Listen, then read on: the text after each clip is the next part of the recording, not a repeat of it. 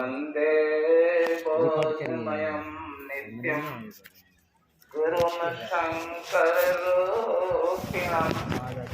यमाश्रितो हि वक्रोऽपि चन्द्रः सर्वत्र वन्द्यते वन्दो गुरुपदकञ्ज कृपा सिन्धु नररूप हरि महामोहतमपुञ्ज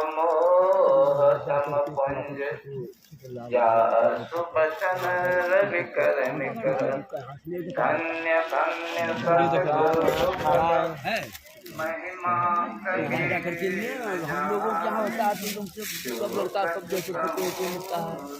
अरे वहाँ जाते रहते हैं आश्रम में क्या फोटो क्या लेने बोला कि ये कोई नहीं है। तीर्थों को भी पवित्र करने बाबा का जहाँ घर है ना पार्टी से लेके पूजा के सामान तक हम लोग जाते रहते हैं ऐसे दिख जाएगा। अन्य महात्मा गण और संत सत्संग के वचनों को सुनने के लिए आदरणीय सज्जनों, माताओं, संस्कृत बहनों, उम्र तो है सुखकार ने कहा है अभी हुआ पंडित सांगत्यम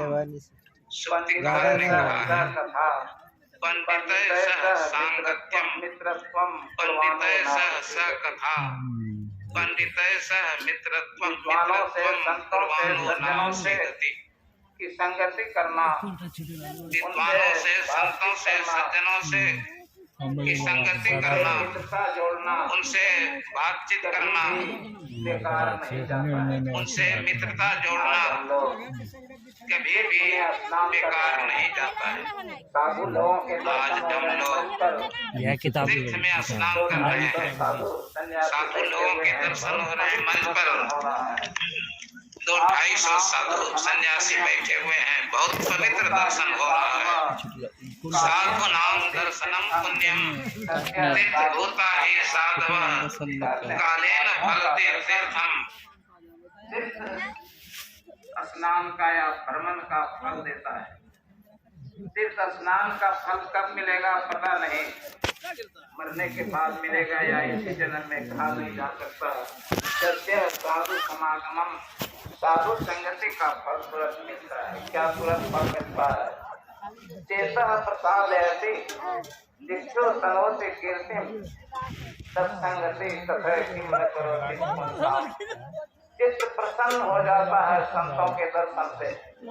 जो संतों के मार्ग पर चलता है वह यशस्वी हो जाता है, संसार में उसका जस फैल जाता है।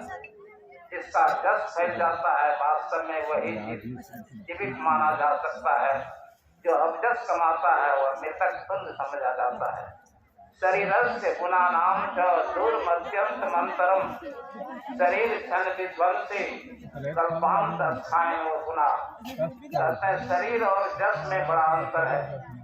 शरीर एक दिन नष्ट हो जाता है लेकिन यश कल्पांत तक स्थिर रहता है। जब तक सृष्टि रहती है तब तक यश कायम रहता है।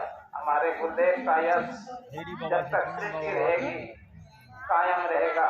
भगवान बुद्ध, महात्मा गांधी और जितने संत महात्मा हुए हैं सृष्टि के अंत तक इनकी गुण गाथा गाई जाती रहेगी।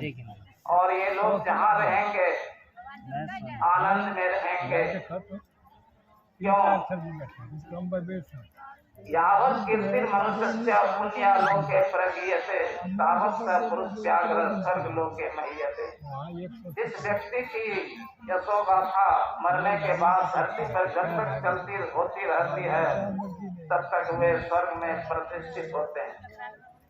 तो यश कमाना, धन कमाने की अपेक्षा यश कमाना बहुत आवश्यक है। धन से सदगति नहीं मिलती है लेकिन यश से सदगति मिल जाती है। कहिएगा कैसे सदगति मिलती है? एक नगर वधू थी, अपनी दासी से कह रही थी, दासी आज नगर का एक व्यक्ति मर गया है, जरा पता लगा कर आओ वह स्वर्ग गया कि नरक गया। दासी निकल पड़ी, प्रणाम करके 2-4 घंटे तक घूमती रही शहर में, लौट कर आई, प्रणाम किया नगर वधू को और कहा कि आज का मरा हुआ व्यक्ति स्वर्ग चला गया। एक साधु बाबा नगर बधू के कोठे के पास से गुजरने वाली सड़क पर खड़े थे और दोनों की बातचीत सुन रहे थे। बड़े चकित हुए कि दासी में कौन सी ऐसी विद्या है जिसके बल पर पता लगा कर आ गई। आज का मरा हुआ व्यक्ति स्वर्ग चला गया। साधु बाबा गए नगर बधू के पास, प्रणाम करके पूछा कि आपकी दासी में कौन सी विद्या है। कहा बाबा आप नहीं जानते हैं? कहा नहीं जानता। कहा जिस व्यक्ति के मरने पर अधिक से अधिक लोग प्रशंसा करें, बड़े अच्छे लोग थे, बड़े सदाचारी थे, बड़ा मीठा बोलते थे, समाज की सेवा करते थे, समझिए वह स्वर्ग चला गया। और जिस व्यक्ति के मरने पर अधिक से अधिक लोग करें, बड़ा दुराचारी था, बड़ा विश्वासघाती था, समाज की बुराई करता था, समझिए मरकर नरक चला गया।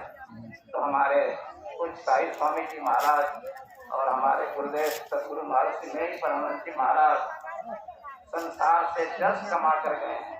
अधमा धन मिच्छन्ति धन मानो चो मध्यमा उत्तमा मान मिच्छन्ति मानो ही माताम धनम। जो उत्तम दर्जे के लोग होते हैं वो यश कमाते हैं, मध्यम दर्जे के लोग धन और यश दोनों कमाते हैं, अधम लोग केवल धन कमाते हैं। यश कमाना चाहिए। चलन चित्तम चले जीवित योग ने चला चल विदम सर्वम स्थिर यश सजीवती। संसार में कुछ भी अस्थिर नहीं है। जवानी चली जाती है, संपत्ति चली जाती है, मन चंचल है। इस चलायमान संसार में वही जीता है जिसकी कीर्ति, जिसका गुणगान चलता रहता है। तो साई स्वामी जी महाराज चले गए तो क्या छोड़कर गए? एक विशाल आश्रम छोड़कर गए। कैसा आश्रम है, कैसे स्थान पर है? पर्वताग्रे नदी तीरे बीच मूले बने थवा मनोरमे सुजो देशे मठम कृत्वा समाहितः। जंगल के बीच है, पहाड़ के बीच में है, कितना सुंदर स्थान है। इतनी जमीन भारत के किसी भी सत्संग आश्रम में नहीं है, इतने भव्य भवन कहीं नहीं है, कितनी अच्छी व्यवस्था है। गुरुदेव ने कहा था कुछ साई स्वामी जी महाराज से कि साई बाबा के हाथ में लक्ष्मी विराजती है। आज हम लक्ष्मी को देख रहे हैं, यहाँ चकाचौंध हो रहे हैं यहाँ की व्यवस्था देख करके। गुरु महाराज ने यह भी कहा था संसार से रुला कर जाना चाहिए। तो कुछ संतेरी जी साई स्वामी जी महाराज लोगों को रुला कर गए, गुरु महाराज भी रुला कर गए। गुरु महाराज ने यह भी कहा था संसार से कोई पहचान छोड़कर जाना चाहिए। तो ये दोनों महापुरुष संसार से कोई पहचान छोड़कर गए। आश्रम भी कुछ साई स्वामी जी महाराज की पहचान है, गुरुदेव की पहचान भी आश्रम है, उनकी पुस्तकें हैं। और कुछ साई स्वामी जी महाराज की भी कई पुस्तकें निकली हैं। आपन काल समारोह में पहली पुस्तक का मैंने संपादन किया था और पहली बार मैंने बाबा की जीवनी लिखी थे और उसमें गुरुदेव का आखिरी वचन भी था। तो पुस्तक की छपाई अवश्य होनी चाहिए। इन पत्थरों की बनी हुई इमारत या स्मारक संसार में नहीं घूमेगी, लेकिन यह पुस्तक संसार में घूमेगी और लेखक की यशोगाथा का प्रचार करेगी। पुस्तकों की संख्या बढ़नी चाहिए। आज तक जितने भी बड़े लोग हुए हैं, स्वामी विवेकानंद जी या रजनीश जी या और कोई, सबके प्रवचनों का संग्रह छपा है और पुस्तकों के द्वारा वे आज समाज में जीवित हैं और मरने के बाद भी, शरीर छोड़ने के बाद भी वे समाज की सेवा कर रहे हैं। तो हमारे पूज्य साई स्वामी जी महाराज बहुत बड़े महात्मा थे।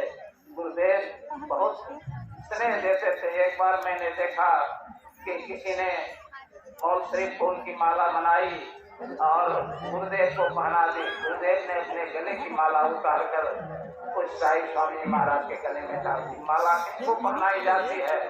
जिसमें बहुत अधिक प्रेम होता है। उन्होंने अपनी शक्ति दी, उन्होंने अपनी ऊर्जा दी। तो साई स्वामी जी महाराज अभी भी जीवित हैं, संसार से गए नहीं हैं। उनकी यशोगाथा गाई जा रही है और उनकी स्मृति में ग्रंथ छपने चाहिए। अभी पूज्य स्वामी चतुरानंद जी महाराज के अभिनंदन में यह ग्रंथ निकला है। बहुत अच्छा यह ग्रंथ है। इसमें इनकी जीवनी भी है, संस्मरण भी है, कई महात्माओं के प्रवचन भी हैं। यह संसार में घूमेगा, इनकी यशोगाथा का गान ये पुस्तक करेगी। इस पुस्तक को देखकर मैं बड़ा प्रसन्न हूँ। मैं इन्हीं शब्दों के साथ अपनी वाणी विराम देता हूँ। बोलिए श्री सद्गुरु महाराज की जय। अभी हम संत मत के मर्मज्ञ विद्वान पूज्यपाद स्वामी छोटेलाल जी महाराज से उनका उपदेश और उद्गार सुन रहे थे। अब हम अपने प्रधान